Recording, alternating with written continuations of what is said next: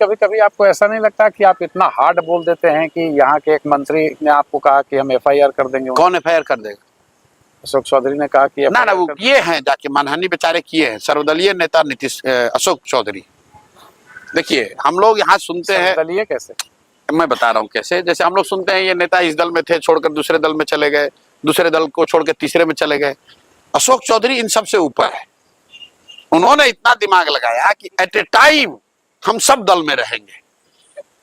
तो उनके पिताजी कांग्रेस में, ये खुद जदयू में, बेटी लोजपा में, दामाद आरएसएस भाजपा में, और अब कोई हमने बताया भाई एक आरजेडी बचा है, उसमें कोई भगिनी भतीजा बेटा भाई किसी को डाल दो।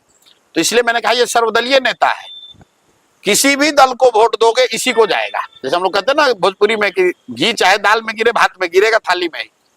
तो अशोक चौधरी सर्वदलीय नेता है।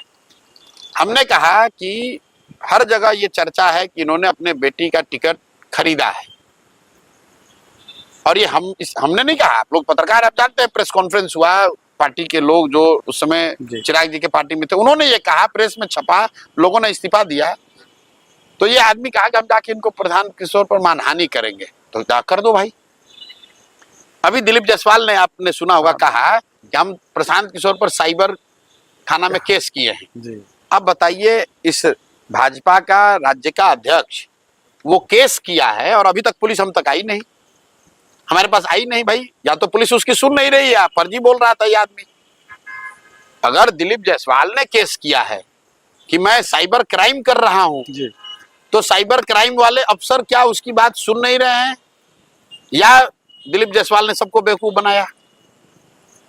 तो प्रशांत किशोर इस तरह की गिदड़ भपकी से डरने वाले नहीं है। प्रशांत किशोर यहाँ बालू माफिया नहीं है, शराब का धंधा नहीं करते हैं, किसी से 1 रुपया नहीं लिए हैं, किसी सरकारी पद पर नहीं है, बड़े बाप के लड़के नहीं हैं। अपनी मेहनत से, अपनी हुनर से, अपने परिश्रम से जो कुछ भी कर सकते हैं वो कर रहे हैं। और ये चोर चुहड़े जितने नेता हैं, लुटेरे मंत्री सब, उगाही मंत्री, इनकी हिम्मत नहीं कि हमको डरा सकें।